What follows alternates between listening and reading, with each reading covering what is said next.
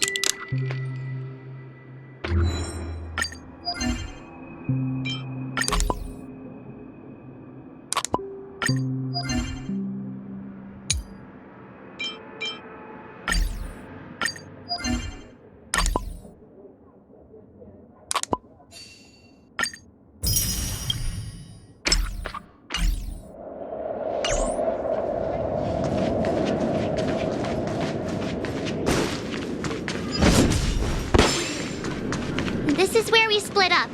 She can't be too far apart. So that's how it is. I never imagined we'd gather the remaining details here.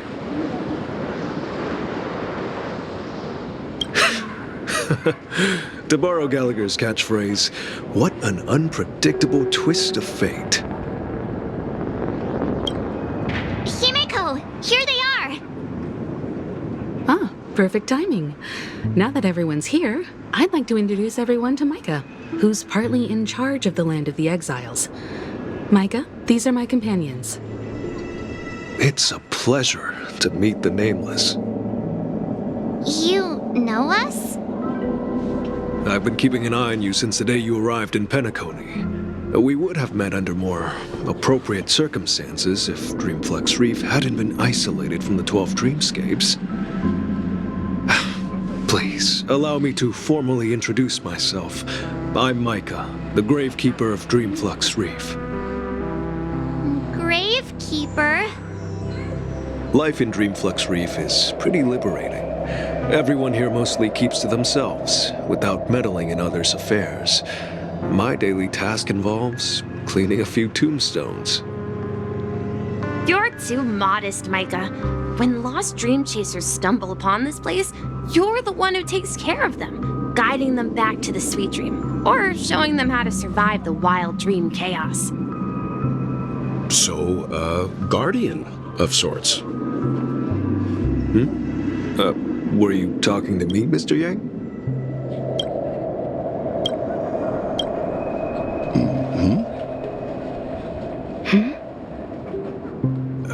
On that note, Mr. Mika, which tombstones are you referring to? We didn't come across any graveyard when we arrived.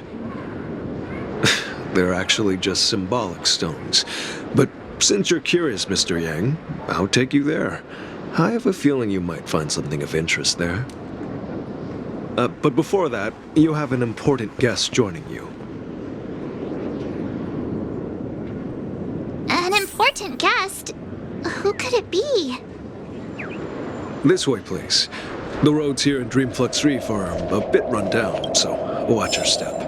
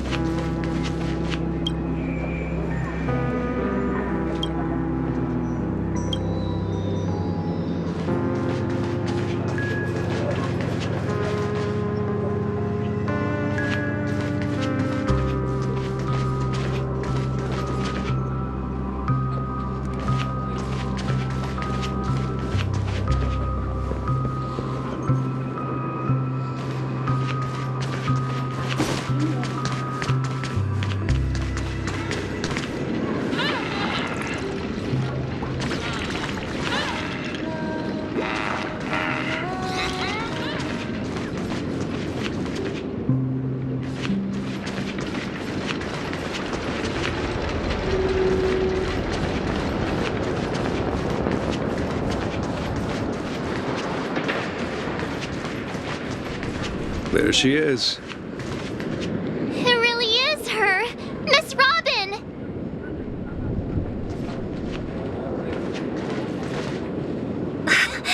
Everyone sang so wonderfully.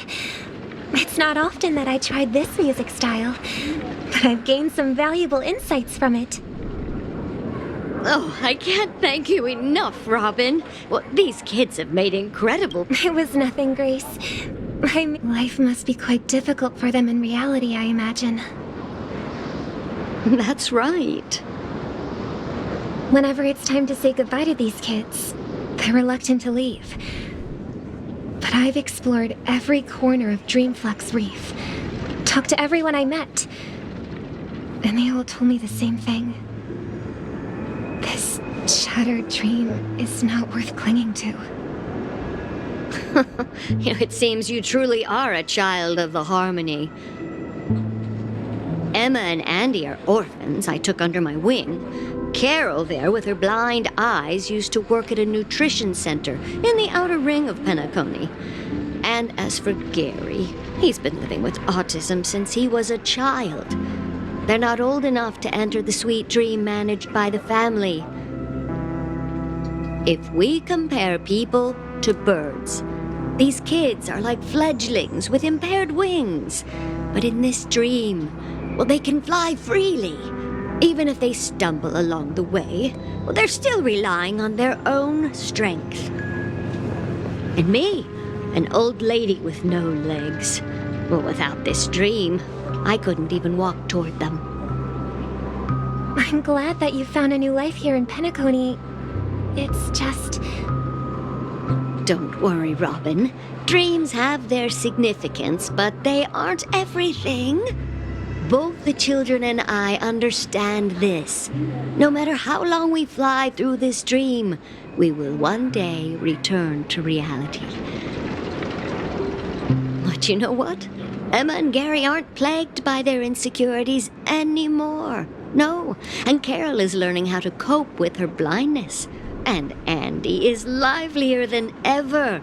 Well, even I've become more optimistic. You see, in dreams, we learn how to live.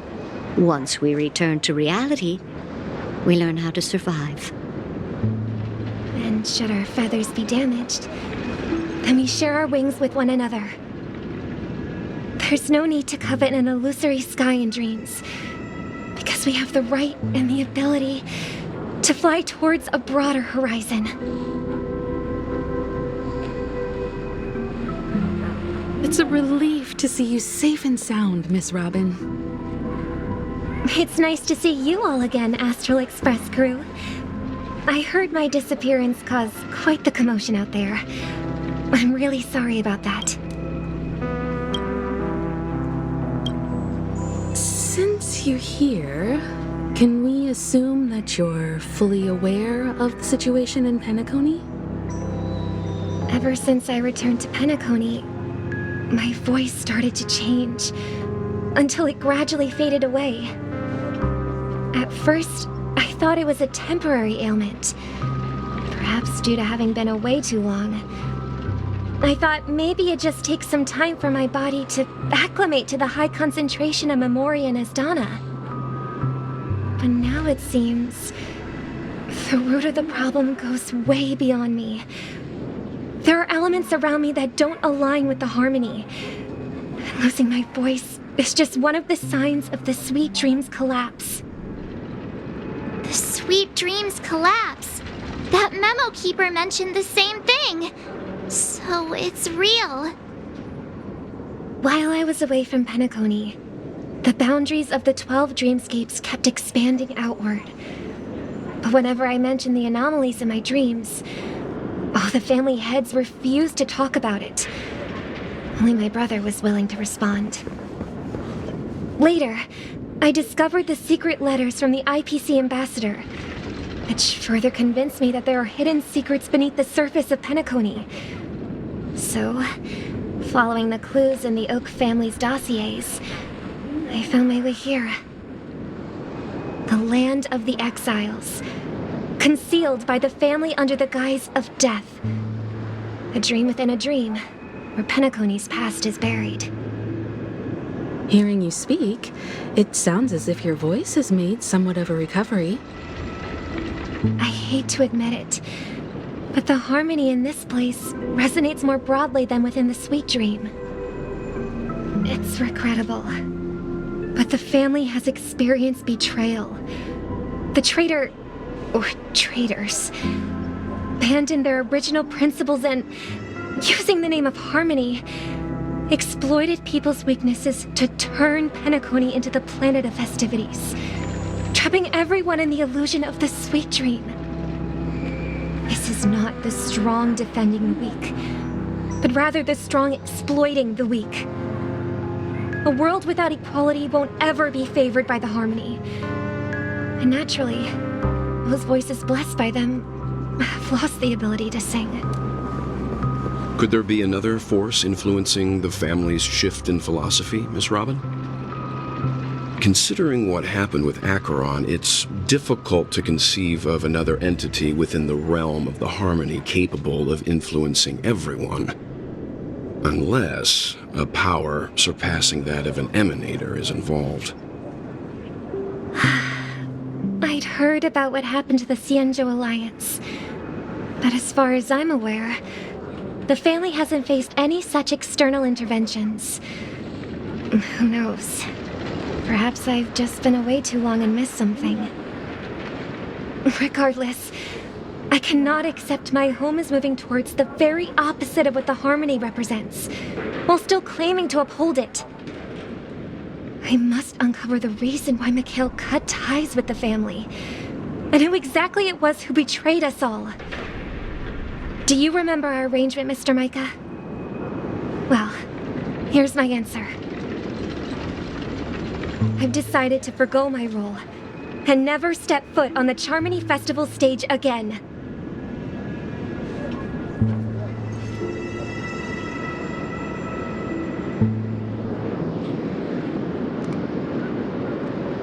Look here, brother.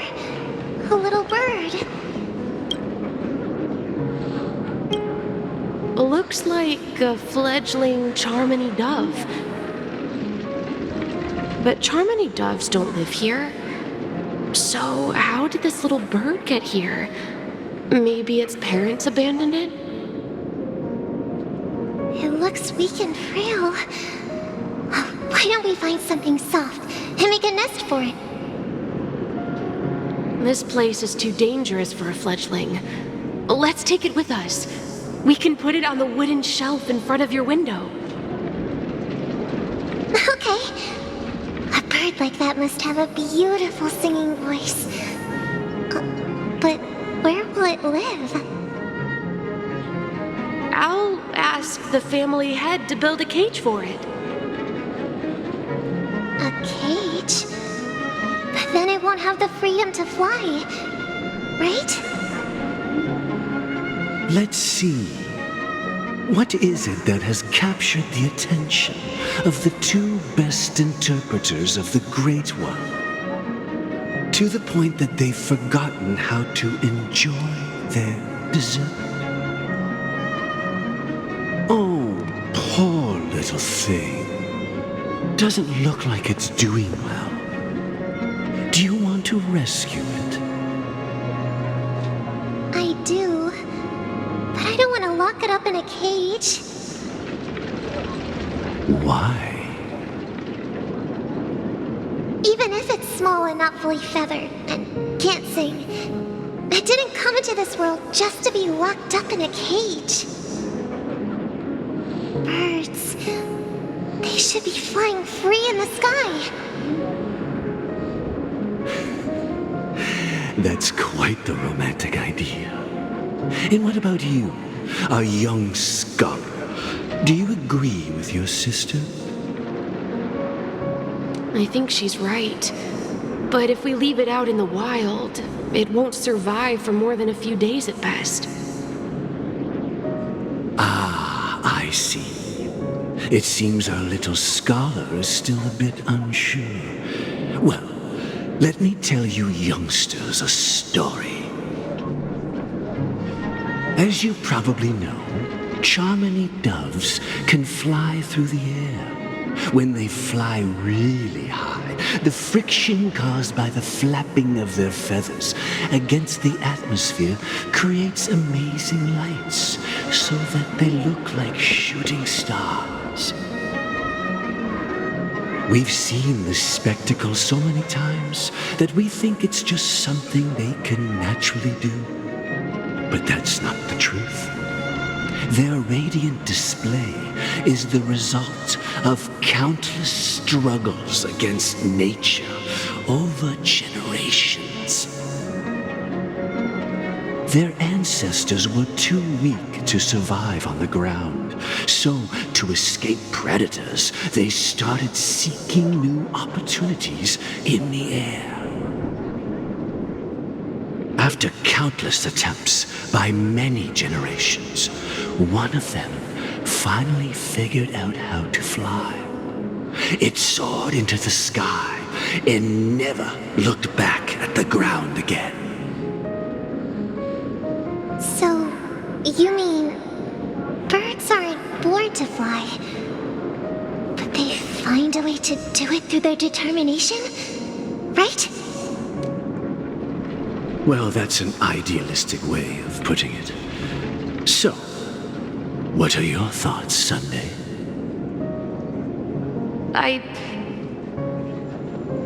I think people believe birds are meant to fly because they've never seen those birds crashing to their death. That's an interesting perspective. So, have you decided what to do with the bird now? For now, I'll keep it in a cage until it can take care of itself because I want it to live, no matter what. Well said, kids. It seems each of you has found your own answer. Your insights are truly remarkable. And I hope they come true in their own way. We will take good care of it, won't we, brother? Yeah, but Mr. Gopherwood, there's one thing I don't quite understand. And what might that be, my son? What if this little Charmony dove never learns to fly in the end? I mean, if there are fledglings in this world that can never fly throughout their lives, should we let them go back to the sky, only to see them crash to the ground and die? Talking in your sleep, Birdie? Time to wake up.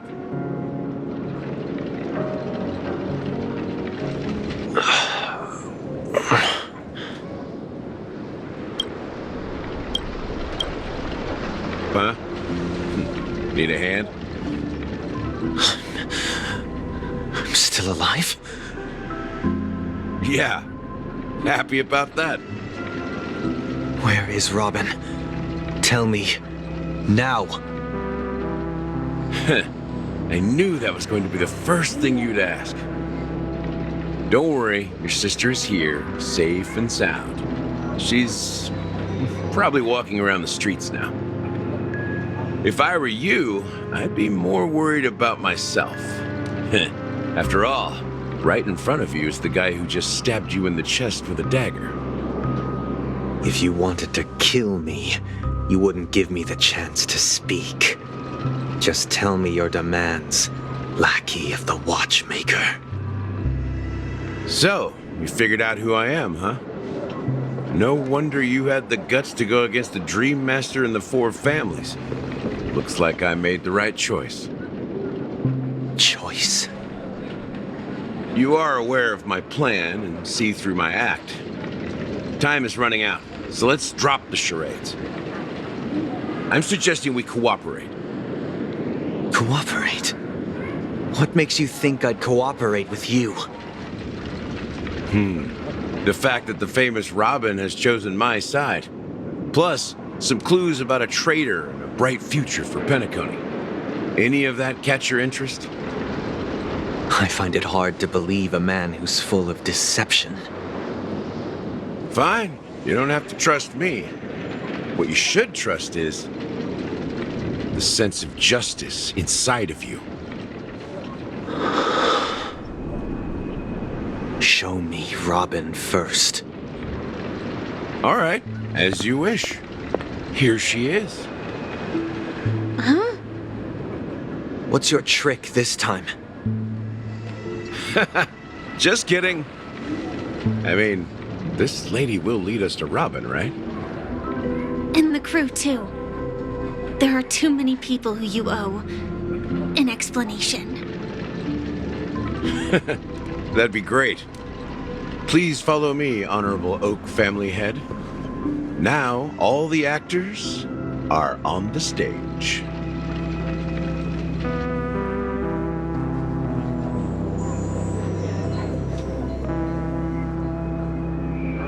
This is the monument I mentioned earlier.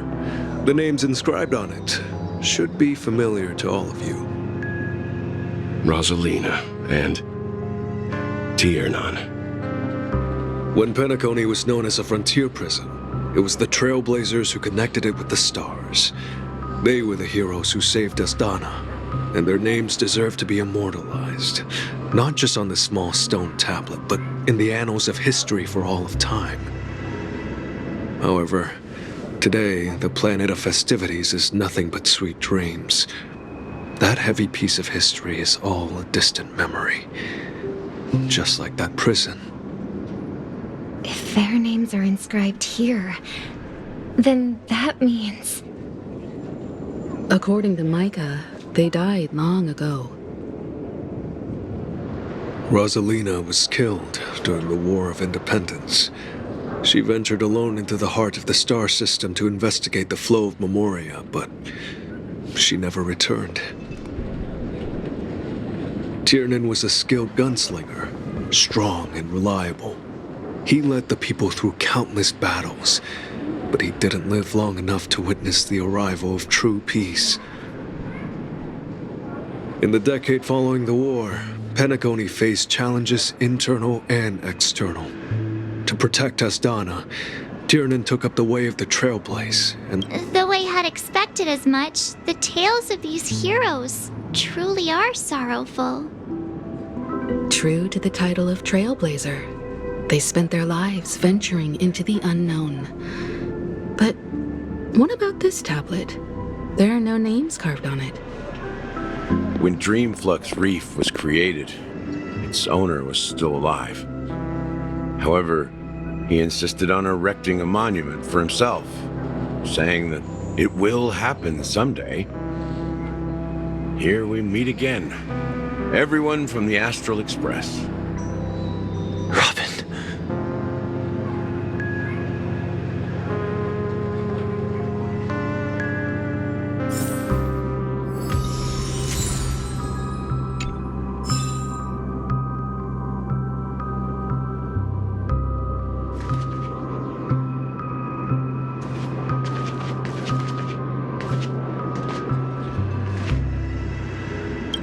Brother, There's no need for words. You're safe, and that's all that matters.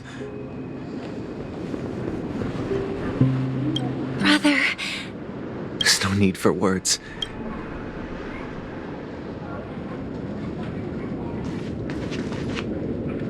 well, I did my job. I gathered everyone here. Gallagher will explain the rest to you. Take care.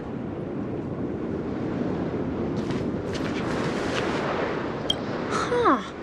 The atmosphere sure is livened up with all these people in here.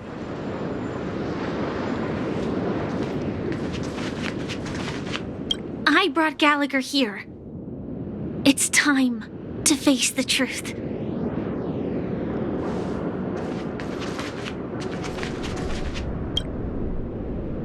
I promised to give the siblings some privacy, so let's talk about our business first. What do you say? That sounds sensible enough. Since you went through the trouble of gathering the family heads, the crew, and the Stellaron hunters, I'm guessing you have something important to say, Mr. Gallagher? Oh, is it that obvious? The look on your face is practically screaming, I'm the one behind all this. You're right, Mr. Yang.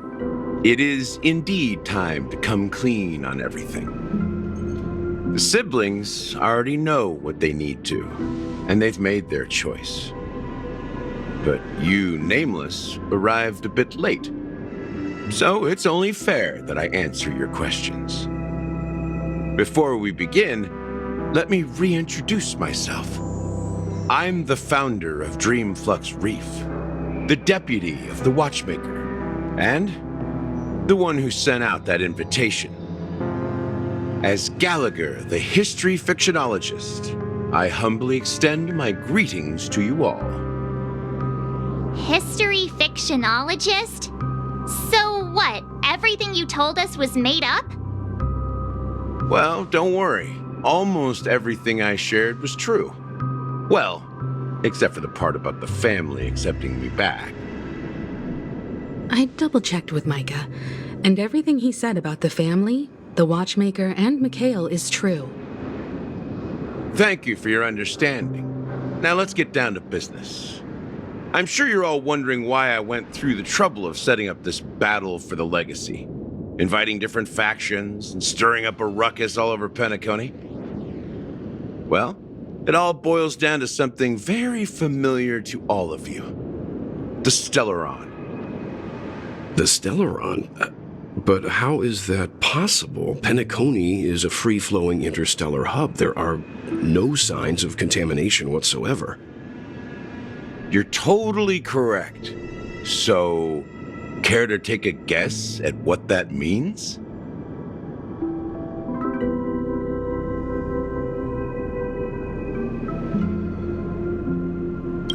How keen! Well, what should I say? I expected nothing less from the person here who is the most familiar with Stellarons. The sweet dream doesn't come out of thin air. If you think of the memory zone as the sea, creating the land of the dreams is like filling that wild ocean with earth to make an island. To achieve this feat, without the help of an emanator of remembrance or enigmata, the only way is to use a Stellaron. And that's not something you can achieve with a simple wish. It requires vast quantities of knowledge, time, and manpower. I'm sure you get what I'm hinting at. In Azdana, the planet of festivities itself is a Stellaron disaster. The planet of festivities itself is a Stellaron disaster? It all started a long time ago, back when the Watchmaker and his crew liberated the frontier prison. They faced countless challenges as they began building Penacony from the ground up. That's when the idea of using the Stellaron came into play. The Stellaron first entered the Azdana system during the war. The Nameless warned everyone against the folly of attempting to tamper with such a power, and most heeded their words. But there are always people in the shadows with ulterior motives. The turning point came after Tiernan's death. With two of the Nameless gone, the Watchmaker had to go to the front lines. It was at that moment his rivals saw an opportunity. By the time a representative from the Montour Systems family arrived at the Watchmaker's call, the Stellaron had already been activated and was seeping into the primordial synesthesia dreamscape. And I suppose the family happened to possess the knowledge to seal the Stellaron? Not just that. They knew far more about the Stellaron than the average person. They helped Mikhail swiftly quell the civil unrest and played a part in building Penacony under the disguise of the Harmony.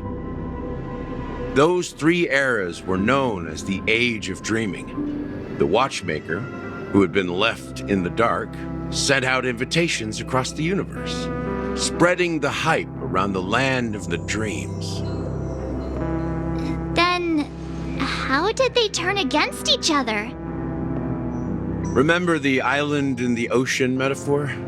The truth is, the Stellaron was never truly sealed. It existed in a different form within the dreamscape.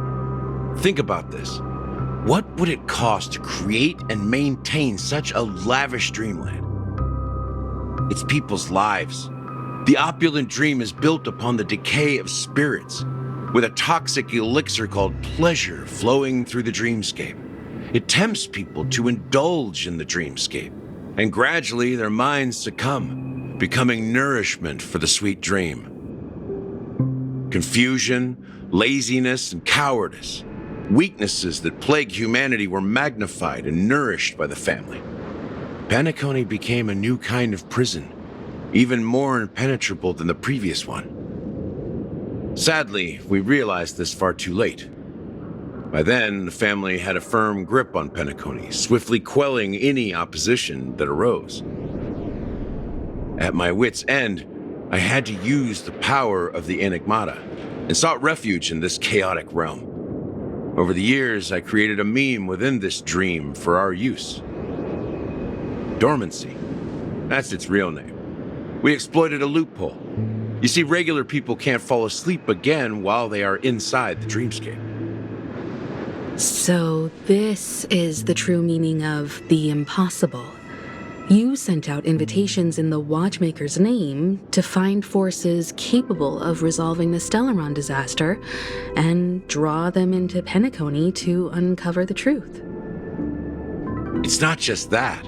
Above all, I wanted to see what happens when the major factions engage in a struggle for the legacy.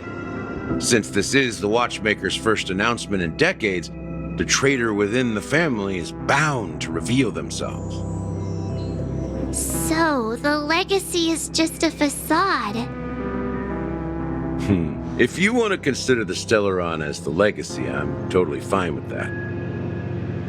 If that's the case, where is the Stellaron now? That's a question for Mr. Wings. The Stellaron is still under the family's control, and as the head of the Oak family, I'm sure he holds all the answers.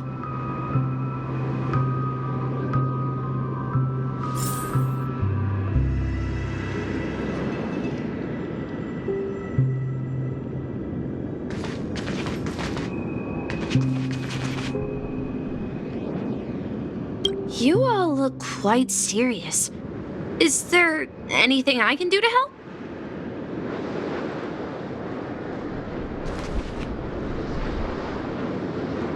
As I suspected, the core of this issue lies within the Stellaron.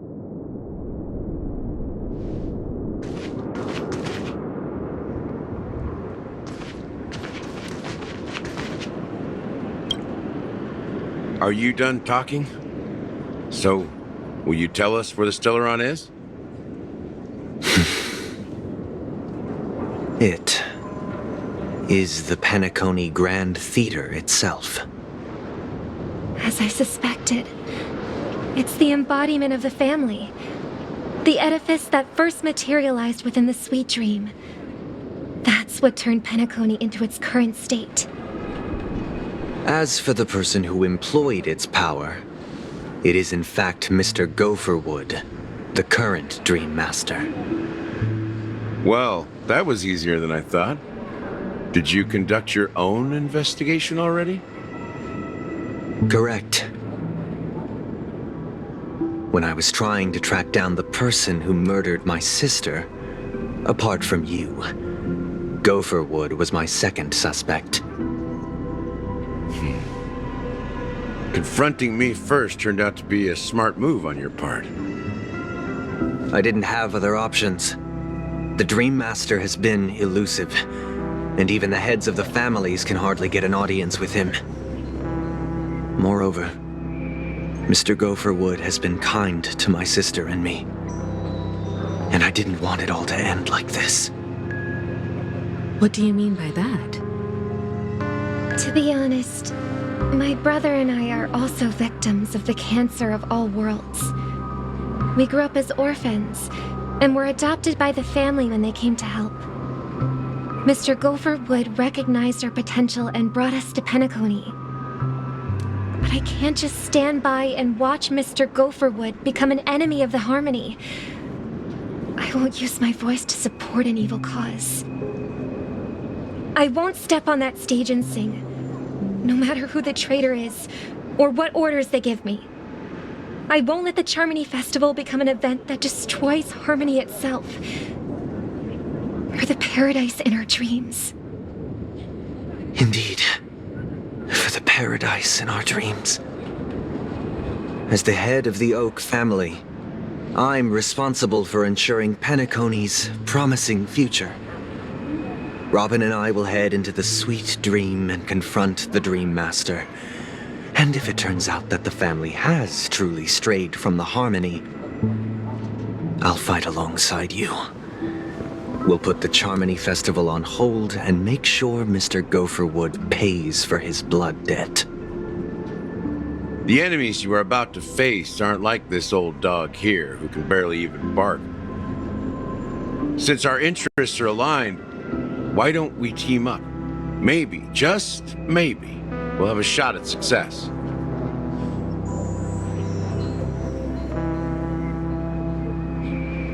We have always been following in the footsteps of our nameless predecessors, and there's no reason to stop now. Yeah, we Nameless won't back down from a challenge. Isn't that right, Mr. Trailblazer?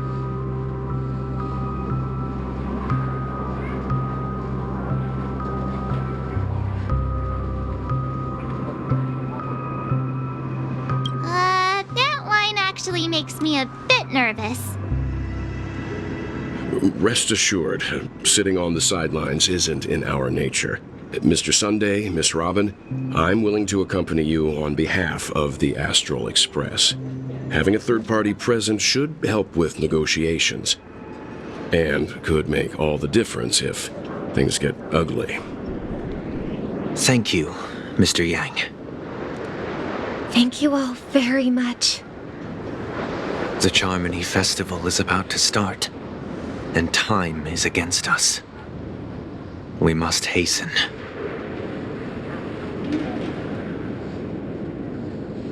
Everyone, let's gather over here. We still need to make some preparations.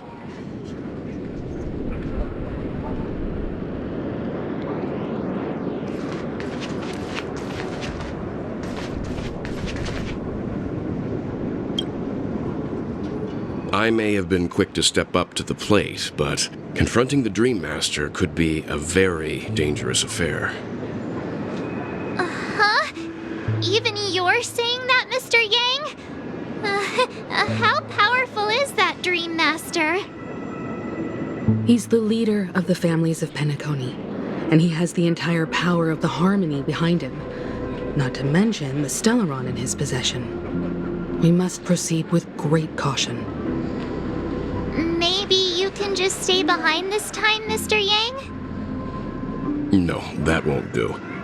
Even if we count Robin as an ally, something felt off about Mr. Sunday just now. Although, I can't quite put my finger on it. I have to make sure he won't turn against us when things start to get dicey. You're still carrying the keepsake the IPC envoy gave you, right? May I borrow it for a moment?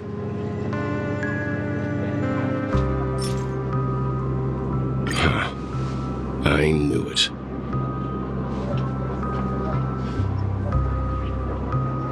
As I suspected, this chip Aventurine gave to you is actually a miniature transmitter. If I'm right, he intends to use it to track your location or contact you when needed. As it so happens, this may actually be of some use in the current situation. Aventurine? Is he still alive? And what does he have to do with our mission to confront the Dream Master? Remember what I said earlier? Working with the IPC is a way to keep the family in check. If negotiations go south and the family show their true colors by going after the Stellaron, I'll use this transmitter to send a message to the IPC. The only question mark in all of this is Aventurine's current status.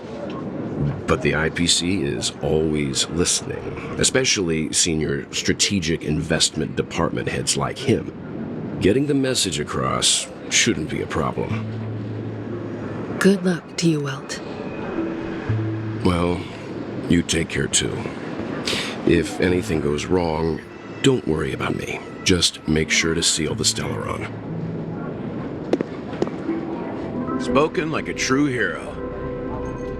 Even if the Dream Master is innocent, the family's corruption runs deep. I won't make the same mistake Mikhail did. Let's wish him the best of luck. Don't you have something else to tell us, Gallagher? Why would you say so? Before we departed, the conductor asked us to inquire about the 3 nameless in Penacony. We've already collected intel about Razalina and Tiernan, so the only one left is legwork. If I'm not mistaken, we've already met him somewhere, haven't we?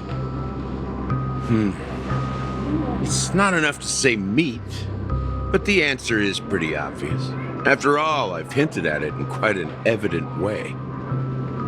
I've been watching over you ever since I received the reply from the Astral Express, and I've seen the great effort you all put into linking different realms together across the cosmos. And now, after getting this far all in one piece, you have truly proven yourselves. Miss Himiko, were you the one who repaired the Express and got it sailing through the cosmos again? Yes. And you two, young Nameless, you have very interesting life stories and extraordinary skills.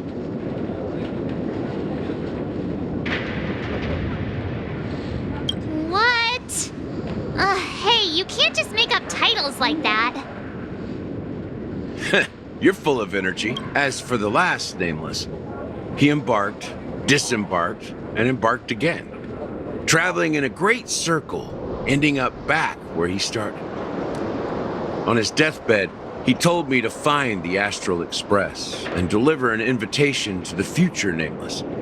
He left behind a special gift, a true legacy, something that belongs only to the successors of the Trailblaze.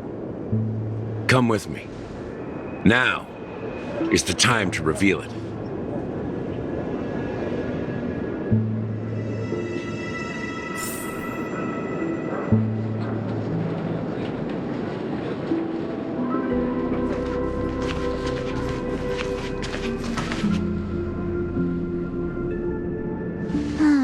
Back here again. Sometimes I feel like you're still alive, old friend.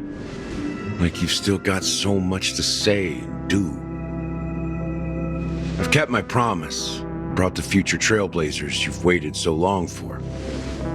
I don't know why you were so obsessed with that train, but I remember your last words. Don't let us down, old man.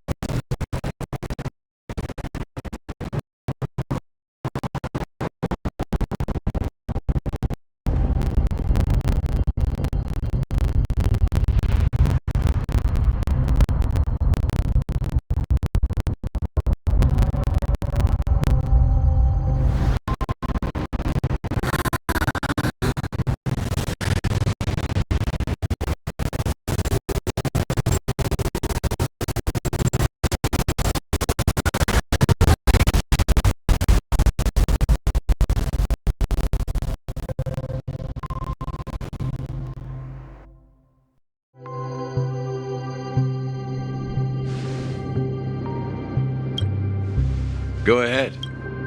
His resting place lies in the garden up ahead.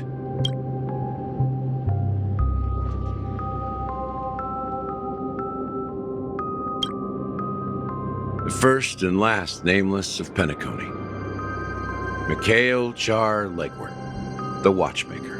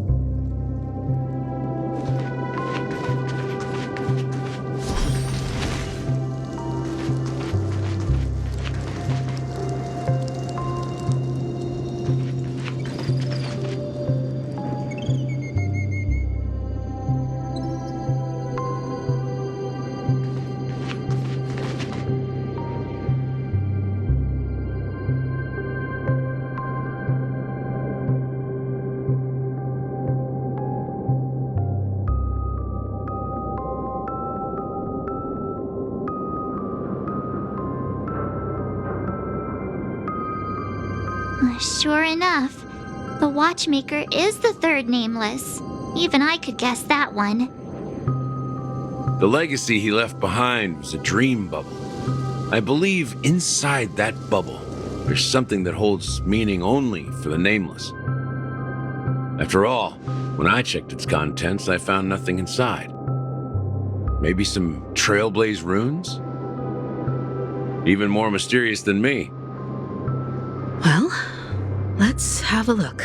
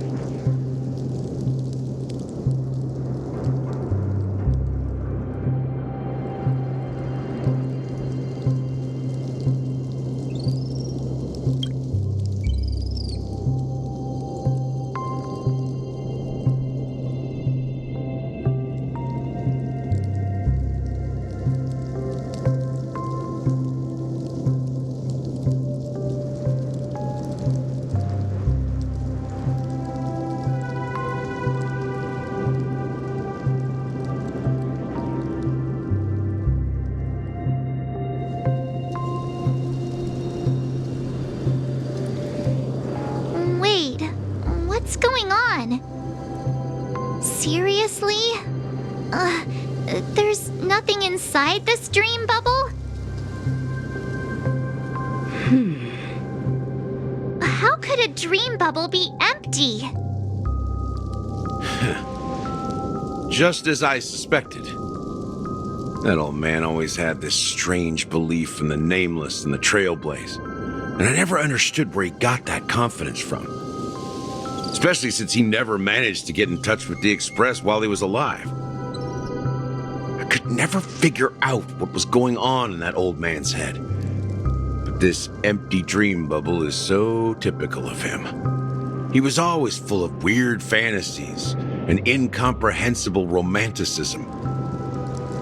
That mischievous old man.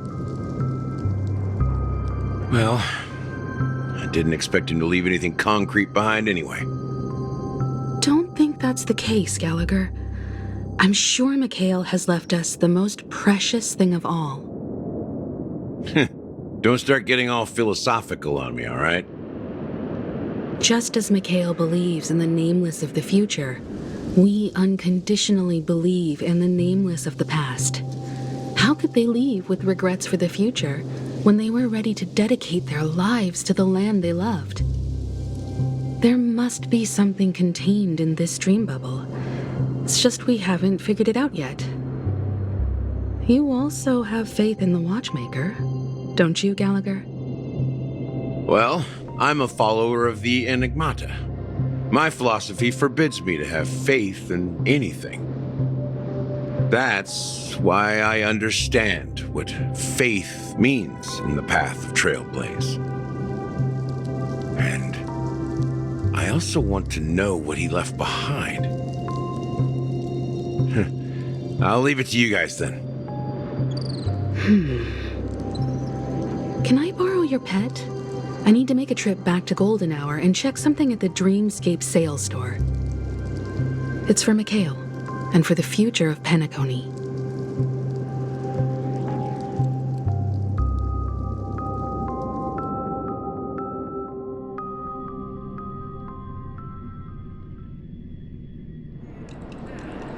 Welcome to the Reverie Hotel. How may I help you? Greetings. We're the Nameless from the Astral Express, and we'd like to check in. The Astral Express? But I thought... Yes, my companion's already checked in. My name is Dan Hung, and I believe my personal information is recorded in your system. I see, but your companion said you wouldn't be coming due to a change of plans. Now the plans have changed again. And you are... Me? I'm Pom Pom, a new Nameless who's also with the Astral Express. He's my fellow trailblazer. We responded to the family's invitation before he boarded the express, so he wasn't registered in your system. Is it possible to accommodate him as well? Oh, I see. Another one of the Nameless had a similar situation. Seems like a lot of people are joining the Trailblaze these days. Since there's a precedent, it shouldn't be a problem. Just give me a second to contact your companions. I'm sorry, dear guests, but it seems I'm unable to reach the other members of the Astral Express. What do you mean by unable to reach them? My apologies. This is the first time I've encountered a situation like this. However, the system indicates that those guests are still in the dreamscape. How about this? Give me their room number, and we'll go check on them ourselves. I'm afraid that's not possible. I need to verify both of your identities before I can share any guest information. How about you just wake up someone? Let's say, Welt? I'm sorry, but there are strict rules regarding forced awakening. It cannot be done without the proper clearance. So nothing works, huh? What's your solution then? Are you saying we sleep here? At the reception? Please be patient. We need to contact your companions in order to confirm your identities. And now it seems you need to confirm our identities before you can contact our companions. It seems so. Oh, fudge. Look, nothing personal, but if you can't handle this, go find someone else who can, okay? Please calm down, dear guests. I do recall that Mr. Sunday, the Oak family head, personally handled this issue earlier. Oh, please wait a moment while I contact him. I don't think she's trying to give us a hard time. She really just doesn't know what to do. I have a bad feeling about this. You tried to contact them on the express earlier, but they didn't respond. Something doesn't seem right. I need to leave for a moment. You can stay here with the receptionist. Sure thing. Just don't keep me waiting forever.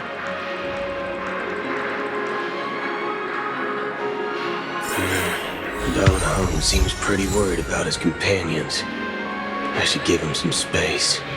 Stressing out about it won't help anything.